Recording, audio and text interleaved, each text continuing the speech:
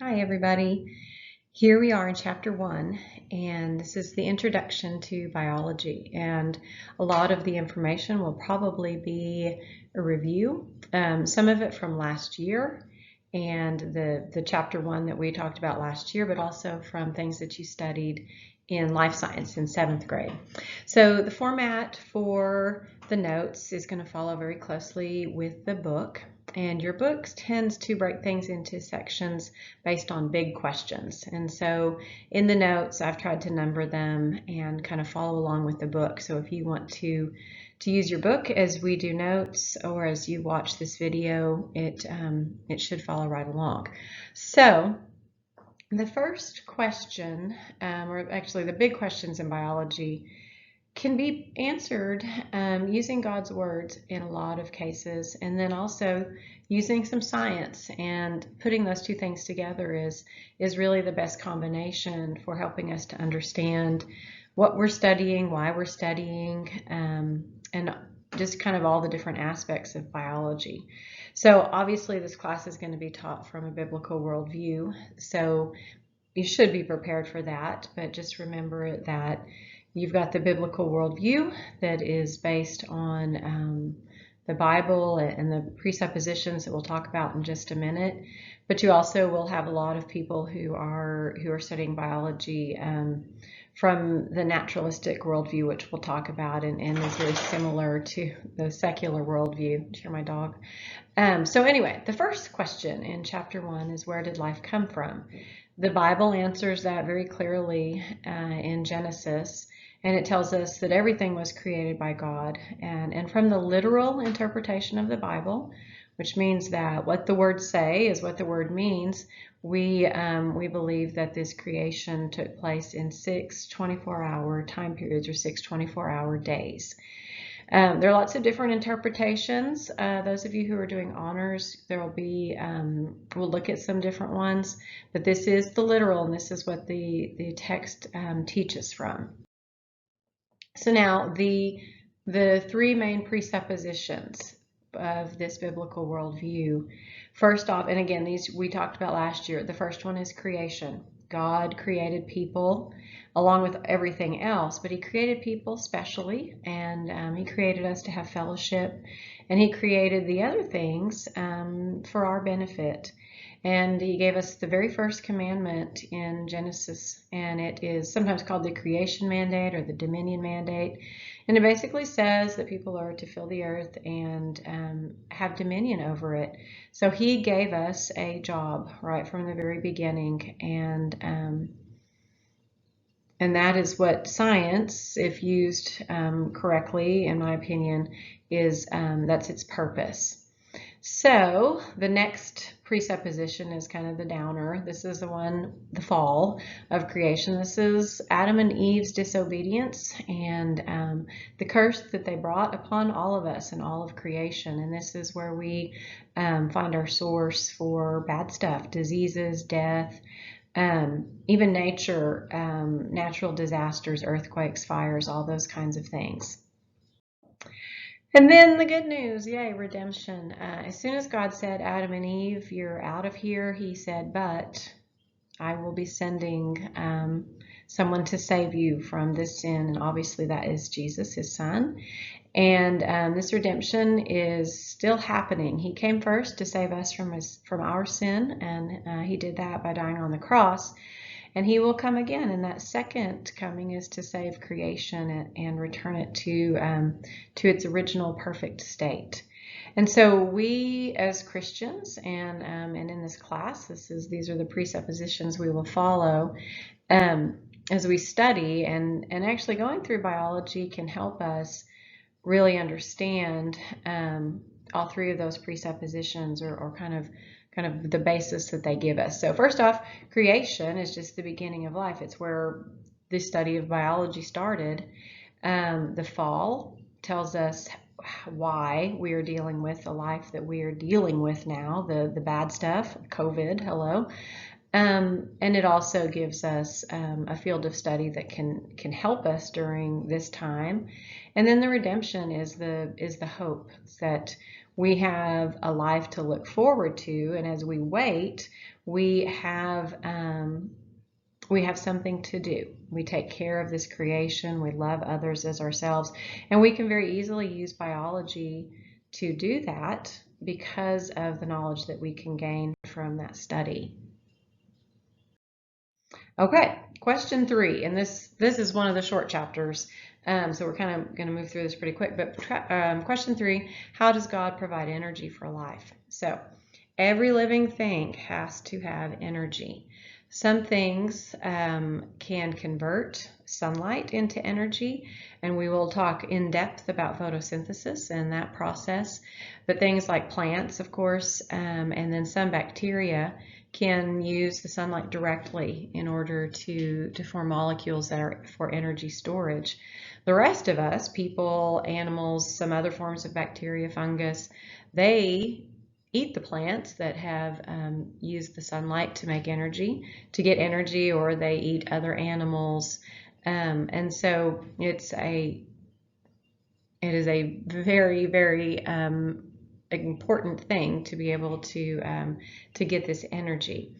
And then the use of the energy. Everyone uses energy differently, depends on who they are and what they are, but they know how to do this based on their DNA. So not only does your DNA, tell you your hair color and your eye color and all those kinds of things, it also works very closely in every cell, whether it's your big toe or your eye or anywhere in between, and tells those cells how to function as far as energy goes. Okay, now the second big question that the chapter 1 covers or asks is, how is life designed to function? And this section starts by discussing the 6 attributes of life.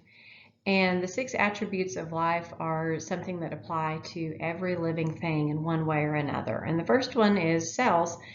All living things are made of at least one cell. Cells themselves, even though they are microscopic, are extremely complex, as we'll learn in the following chapters. They interact with their environment, moving substances in and out. They interact with other cells. And so every living thing is one or more cells put together. Every living thing reproduces, and this reproduction, comes from previous cells. All cells had to come from a pre-existing cell, except the very first ones that God spoke into creation. Every living thing has a metabolism, and that means that it is basically going through chemical processes that allow it to get energy out of and use the energy in the substances they consume. Living things are organized. They're even in the smallest, most small unicellular cell, all the way up to the largest animal.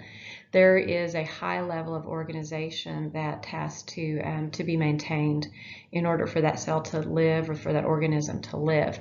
Everything grows, and this growth is not always a change or an increase in size. It's basically just assembling parts to continue to keep the organism going. So it can be the replacement of worn cell parts and the addition of these cells for growth. And then finally, response. Everything responds to its environment. Everything adjusts in order to maintain the conditions that they need to live. And so you and the cell and everything in between and even bigger adjust to the temperature or the moisture, the sunlight, other organisms. And so everything adapts, and this is just responding to the things that are going on around.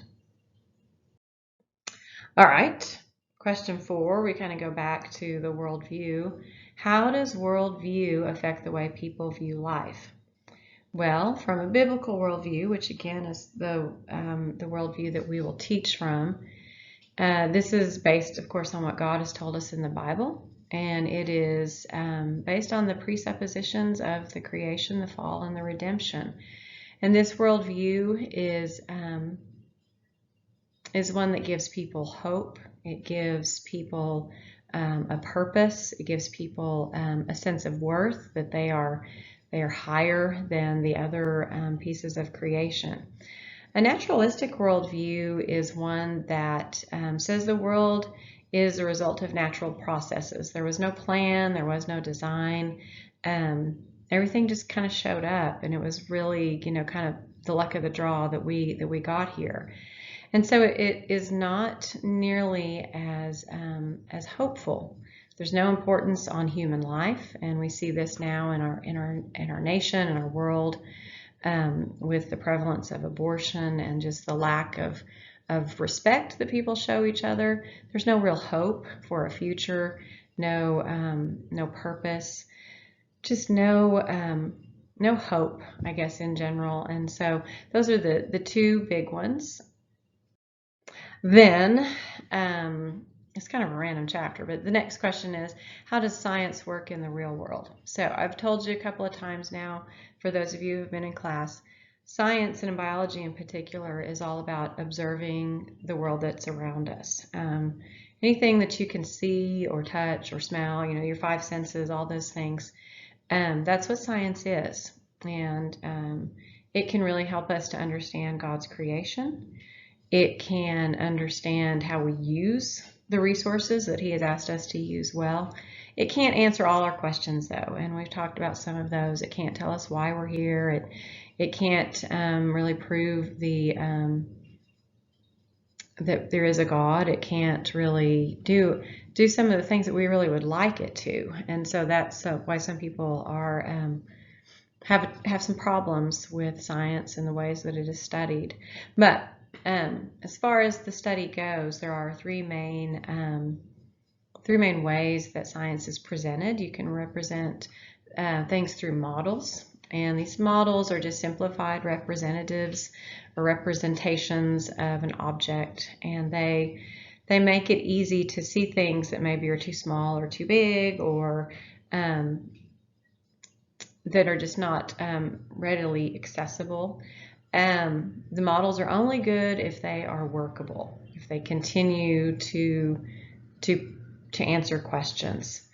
Then we have theories, and this is a model that explains a set of observations. So the cell theory, which we'll talk about this year, it describes and explains the functions in the part of the cell. The explained part is kind of a big deal.